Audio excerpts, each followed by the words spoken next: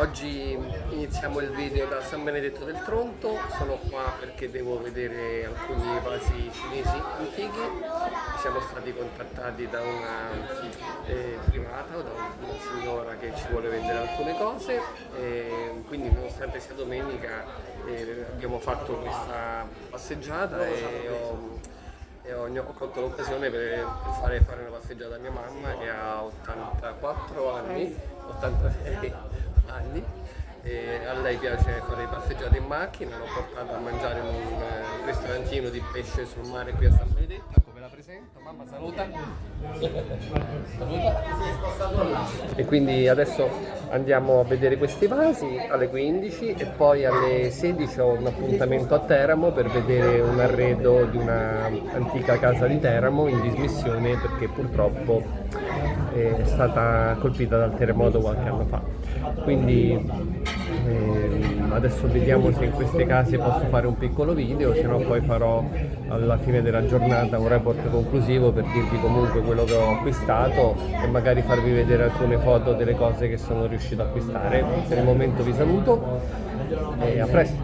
Ecco, siamo nel centro di Teramo, stiamo facendo un video di questa bellissima casa nel centro di Teramo con dei quadri antichi, dei mobili per i quali adesso siamo in trattativa con questi proprietari. Vi faccio vedere, ok, scusa, la casa perché è bellissima, però purtroppo è venuto giù il soffitto durante il terremoto. In che anno è stato il terremoto qua? Quello dell'Aquila, giusto? 2016. Quindi nel terremoto dell'Aquila è stato colpito anche Teramo. Quindi queste sono case un pochino in dismissione. Questa in particolare è stata venduta. Non si può passare di qua. Sì.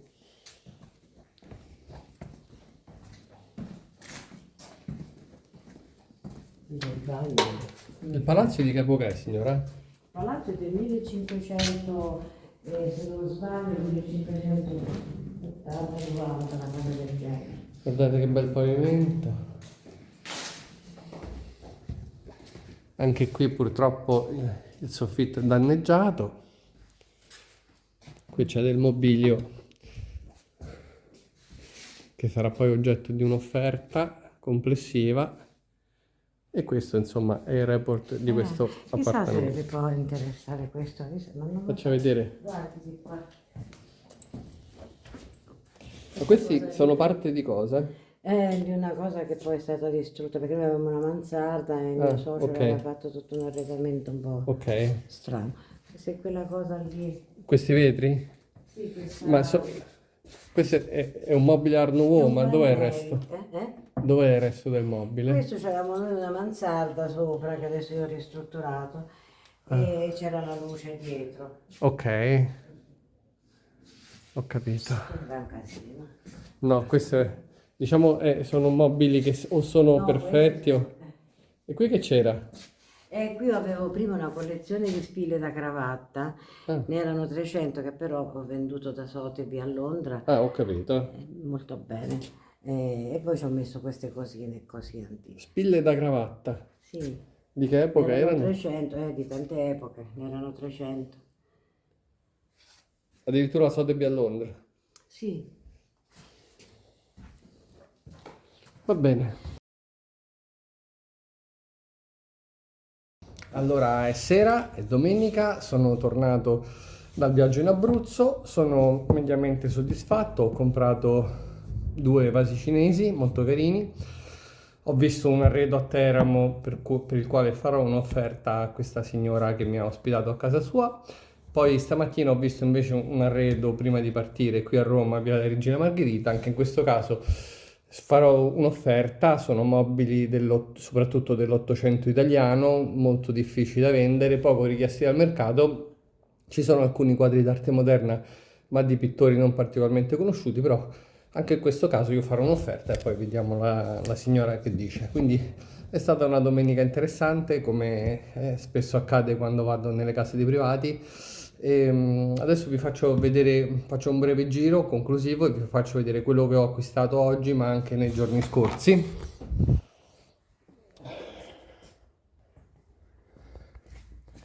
Dunque iniziamo da questo olio su tela, che è un olio su tela firmato Guizzo, che è un pittore del Novecento italiano molto interessante, molto simpatico. Non si trova spesso sul mercato e per chi piace il genere è senz'altro un bel quadro. Poi ho acquistato un quadro di Ennio Calabria,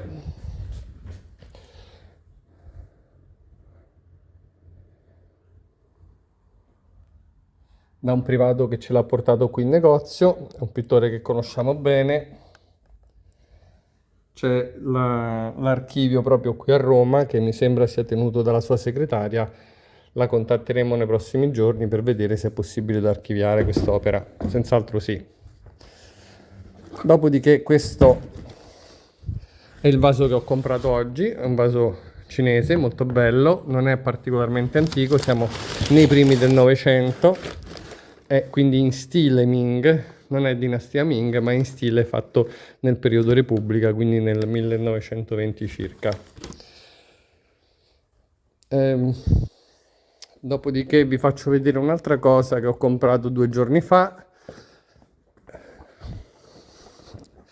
È uno specchio degli anni 50, a cavallo tra il 1950 e il 1960. E questo specchio che vedete qui steso sul letto non l'abbiamo ancora montato perché l'abbiamo venduto subito appena comprato. Lo faccio vedere perché è molto bello. Chiunque volesse vendere delle cose del genere, noi siamo interessati. Al momento sono senz'altro più richieste dei mobili antichi. Visto che sono qua vi faccio vedere un bel tavolo che abbiamo da un po' di tempo, qualche mese, viene da una casa di questo quartiere di via Gregorio VII, è un tavolo inglese, siamo in Inghilterra in pieno periodo vittoriano, è quel tipo di mobili che sono andati tantissimo negli anni scorsi e adesso non godono la fortuna del mercato, per questo motivo costano pochissimo. Pensate che questo viene 850 euro. Quindi proprio poco se si pensa che è un mobile della metà dell'Ottocento di un'ebanisteria straordinaria. Qui abbiamo il sicomoro, il bois de rose, la radica di tuglia, il palissandro messo di testa, i fregi in bronzo, ancora il sicomoro. Guardate che qualità che sono questi fregi in bronzo.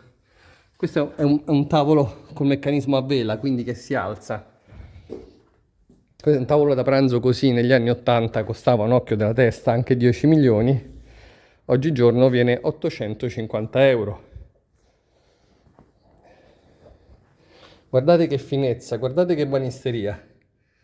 Pensate a fare adesso una cosa del genere, praticamente impossibile. Questo legno non so che legno sia, sembra un mogano molto particolare, però io queste venature così non le ho mai viste. Veramente un bel tavolo. Senz'altro qualcuno di voi mi saprà dire che legno è. Già lo so. Domani andiamo io e Marco col furgone a consegnare questo comò che l'abbiamo venduto. E dopodiché, quindi il lunedì, domani mattina partiamo, andiamo in Emilia Romagna, consegniamo il comò e poi la sera andiamo a dormire a Bologna perché il giorno dopo, martedì mattina, c'è una fiera a Bologna, una fiera d'antiquariato che si chiama BID. A noi interessa per andare a comprare. Come sapete io non compro solo nelle case da privati, come vi ho detto più di una volta, compro pure nelle fiere oppure da altri commercianti, ovviamente quando mi metto d'accordo sul prezzo. Preferisco comprare nelle case da privato perché sono cose in genere inedite, cose che non sono conosciute, opere che non sono conosciute sul mercato, però è anche molto più difficile comprare dai privati perché tante volte un oggetto che vale 1000, i privati vogliono 10.000 perché non conoscono bene, hanno paura, quindi molto spesso per me è più facile e meno stressante andare in una fiera d'antiquariato come può essere quella di Bologna o quella di Parma e comprare qualcosa che mi serve, qualcosa in più che magari mi manca e che mi è richiesto dai miei clienti lì. Quindi ci vediamo magari domani con un altro video sulla consegna del comò e poi magari al BID di Bologna, così vi presento questa bellissima fiera in stile déballage francese di Bologna che c'è ormai da diversi anni e magari vi presenterò pure l'organizzatore. A presto, arrivederci e grazie mille per avermi seguito anche oggi.